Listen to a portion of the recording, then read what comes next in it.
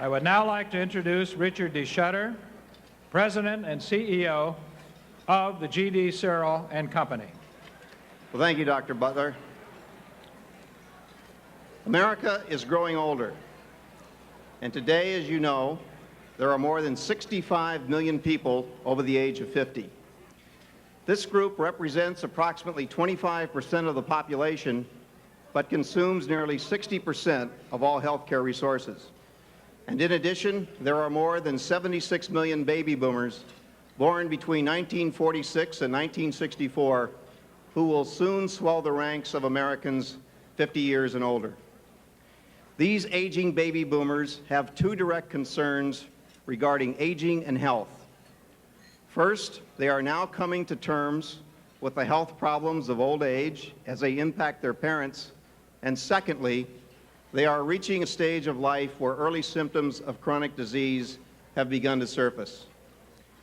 The inevitability of these population demographics and their impact on healthcare presents a significant challenge to society, and one that we at the G.D. Searle Healthcare Company care a great deal about. Since the birth of modern medicine, dramatic breakthroughs in healthcare research and practice have brought about the elimination of many, not all, but many, of the diseases of life's first half. In this century alone, we have witnessed the lowering of infant mortality, the eradication of many childhood diseases, and the elevation of average life expectancy from 47 to 76 years. And as a result, for the first time in human history, most of us can expect to live well into our 8th decade of life. But while our science and technologies have made great strides toward adding years to our lives, we have been considerably less effective at ensuring that these extra years of life offer the kind of vigor, productivity, and independence that would make this period truly golden. The U.S. Public Health Service reported just last month that the average person can expect to spend 12 years coping with illnesses such as arthritis, pneumonia, heart disease, cancer, diabetes, or Alzheimer's. And in addition, we all know that unhealthy aging has become an extraordinarily costly phenomenon. We at the Searle Company believe that the time has come to focus our nation's best thinking, financial resources, and cooperative talents toward the promotion of healthy aging. Through the more than $1 billion that we will be spending on medical, pharmaceutical, and nutrition-oriented research during the next 3 years, our active sponsorship of the Alliance for Healthy Aging, which is a partnership of more than 60 of America's leading managed care organizations, and numerous other activities important to our concept of healthcare for life, we believe it is essential that all non-for-profit as well as private sector organizations dedicate themselves to replacing unhealthy aging with healthy aging.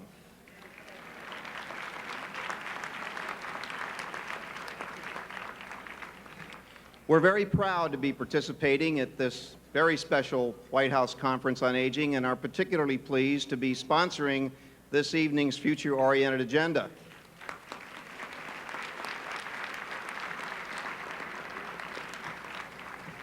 We applaud the dedication and passion that you have brought to this historic meeting and are deeply impressed with the commitment that has directed your life to making the aging process more comfortable, productive, and vital for tens of millions of Americans.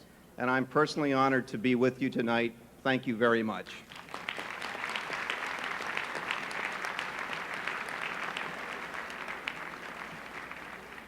It is now my sincere pleasure to introduce Dr. Kenneth Dychtwald. Over the past 2 decades, Ken Dychtwald has emerged as one of our nation's foremost visionaries and leading authorities on aging. Ken is a psychologist, gerontologist, and author of 8 books dealing with health and aging issues. He has lectured and presented seminars on aging to over 1 million people in the United States and abroad, and you'll recognize him, I'm sure, from his frequent appearances on radio and television.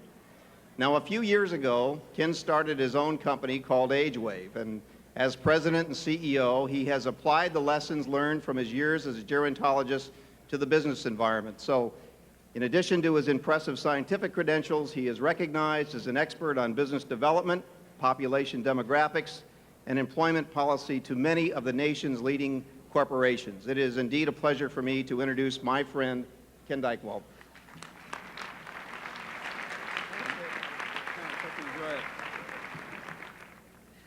While we've been busy battling to defend the important services and programs and funding that have been set in place over the past decades during these last few days, I've been asked to have us take a flight of fancy for a bit and spend a few minutes taking a look at aging in the future.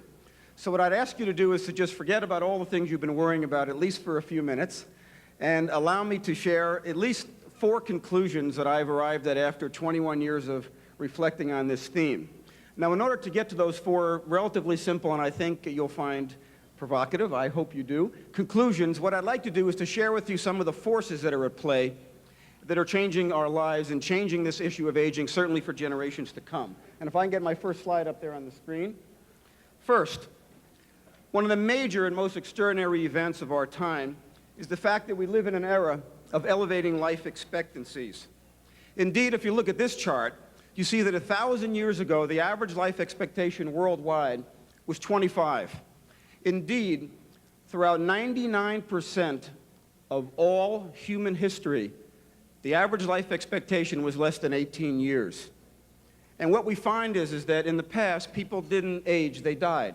In the 18th century, couples didn't say, gee, honey, what would you like to do after retirement? Because you wouldn't be alive after retirement. We didn't live long enough to have concerns about osteoporosis, menopause, cancer at the levels we see it. Arthritis was not the pervasive problem. Alzheimer's was not even known. We were a world of the young. And now we find that the average life expectation has risen to its highest number ever. And I would suggest to you that while many of us think we've come here from Kansas or from Missouri or from California or Alaska, indeed the story of coming to this meeting began thousands of years ago. Our ancestors dreamed of the day when they might live long, when they might age and not die young. They searched the world looking for fountains of youth and spices that would remove the impurities from the body. The alchemy led to chemistry. The chemistry led to medicines. The medicine led to breakthroughs. And so for the first time in the history of the world, most of us will age. And separate from being delegates here this evening, you are the first and most extraordinary generation of aging people that this world has ever known. And the issues we're battling are not issues we can look back to the 1920s or the 18th century to see how they were handled. They're all challenging us for the very first time. Indeed, the whole world is watching to see how we solve these problems. Indeed, history is watching too. One of the questions we ask is, can we stop aging? I'm 45 years old. What will be my future? I doubt that we'll stop aging, but it's likely that we can make significant inroads against disease. And I'd suggest to you that we look at this chart. This is a chart of the acute diseases and their incidence across various age groups. And what you see is that the very best thing our medical system was geared towards, the diagnosis, treatment, and housing of people with acute infectious diseases, is not what older people have. Indeed, if you look at chronic diseases, you see that they scale upward with the years. And so it's almost incomprehensible that we can imagine a healthcare system with an aging future in which long-term care and chronic care are not at the centerpiece of the entire continuum. And this is not about a mood or an attitude. This is what we're dealing with aging bodies. A second major force upon us is that we are in the midst of an extraordinary event, the rising of great power. And I will tell you that sitting here the first evening and listening to the speak out, separate from the content, I must say I have never in my life heard a more forceful, passionate, and eloquent group of people speaking their minds from minds that had experienced 60 or 70 or 80 years of life. Mr. Fleming yesterday was extraordinary, was awesome. What is it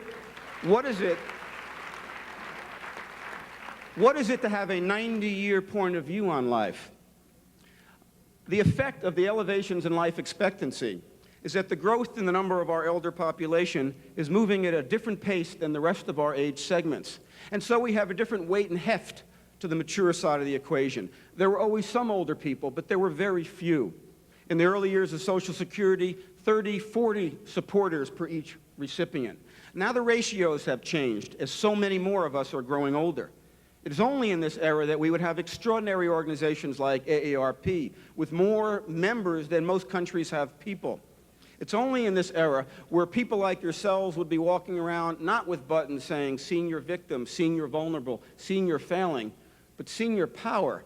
And I would tell you that in this democracy, the power you demonstrate is ferocious.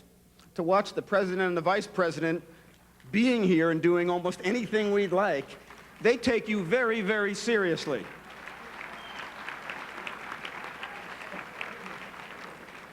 Another important recognition is that compared to several decades ago, literally for a quarter of a century, in the middle of this century, we had terrible, terrible poverty among the old because of the incredibly important programs that you're here to defend, Social Security, Medicare, Medicaid, the Older Americans Act. The poverty level has come way down, incredible triumph, and why we must hold that ratchet and not let it slip back to where it was.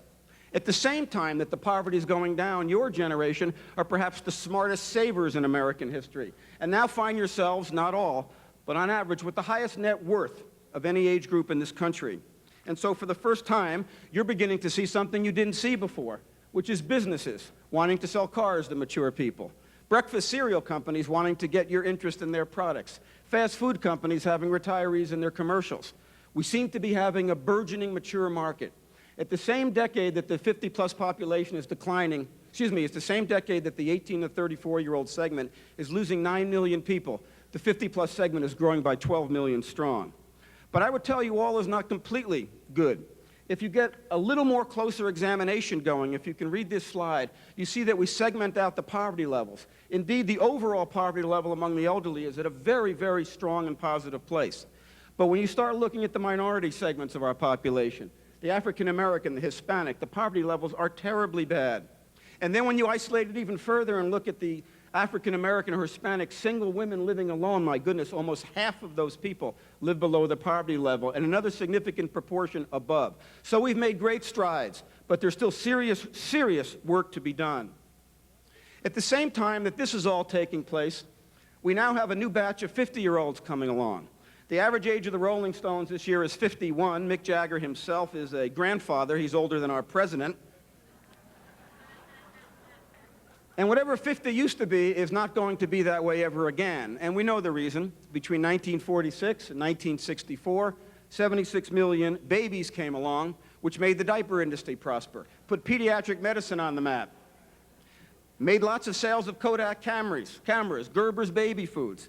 But now those babies are between the ages of 31 and 49, and they're about to start entering into modern maturity territory. And we have another interesting question to ask, which is that we have focused largely at this meeting on the aged, people who are already mature. But we have the aging coming up, and their voice and their needs and their curiosities and their terrible confusions have not been much a part of this discussion, and they will be the new mature Americans in the 21st century. You start seeing articles like this in Fortune magazine. Will you be able to retire? And separate from Social Security, and let's assume it will be there for us. When you look at the savings rate in the American population, one of the wonderful things about your generation is that you had a sense of the future. You had a sense of saving. You put money aside. We don't. The studies show that about half of the boomers have done absolutely nothing to prepare for retirement, and that is very dangerous indeed for our future. Another important force and trend that's at play is the fact that whatever we once thought aging was is being replaced by a new image of aging with new expectations. And I would tell you that perhaps one of the most extraordinary changes is not so much in how we get to be old, but what we do during our lives and expectations of greater longevity. Throughout all of human history, an expectation of 50 or 60 years of life, we live what I'll call a linear life plan. We learned, we did that once, we worked and raised our family, we died. If we had a little time at the end, we had a few years of retirement. And that was the model for life throughout all of human history when life was short. But now that we're living 80, maybe 90, maybe 100 years, I think an entirely new paradigm has emerged, a cyclic life plan, where people go back to school at 50, they fall in love at 65, they start new careers at 70, they join the Senior Olympics at 90, and indeed they deliver perhaps their greatest presentation of all time in their 91st year of life. This is a very different model of aging, a very different portrait. So now we're seeing stages of adult life becoming more fascinating. Empty nesting. At the turn of the century, the average couple had 18 months after the kids left home to be together. Now it's 25 years. So is the purpose of marriage to raise children, or is that only one of the purposes of marriage? Retirement. 40 million of us now retired for almost 20 years, 25% of a life. Grandparenthood. We will soon have 60 million grandparents in this country. Just an extraordinary event. The ability to see your children and grandchildren and even great-grandchildren grow up. Rehirement. A lot of people retire. I've met a lot of people in executive careers who say, when I retire, I'm going to do everything I always dreamed of doing when I worked. And they do. They retire and they do everything. When they're done, they look at the calendar. About a week and a half has gone by. So what are you going to do for the next 21 years? A lot of people want to go back to work, which means they need to be retrained. What an incredible thing Elder Hostel is. What an incredible thing SeniorNet is. What an incredible thing it is that so many of you have traveled here to learn, to share ideas, to increase your knowledge, your intelligence. What an amazing statement about old dogs who in the past were told they couldn't learn new tricks, which is one of the most offensive statements probably of all human history. What else are people doing? They're volunteering at Boswell Hospital. They've got 2,000 volunteers, 150,000 years of experience on that lawn. And I very much applaud the idea that perhaps the purpose of aging, and I'm about to say something that I hope doesn't offend you, I would hope that the purpose of aging was not so that people could watch 43 hours of television a week, which is the average that retirees watch. Wouldn't it be wonderful if having 10 or 20 years of life, we might not only take all that we've learned, but reach back in and help fix America? And I don't mean 1 million volunteers, as was mentioned yesterday. I mean an army of volunteers. Why not have 10 million volunteers helping in the cities, the churches, the communities, the colleges, the businesses? Why not have 10 million older people helping us? And ultimately, we're going to have to ask, what could 70 look like in the future? Will it be this or this? You like that? I hadn't seen this gentleman for 5 years. Knowing his body must surely have changed, I asked for a recent picture. Here he is now at 75.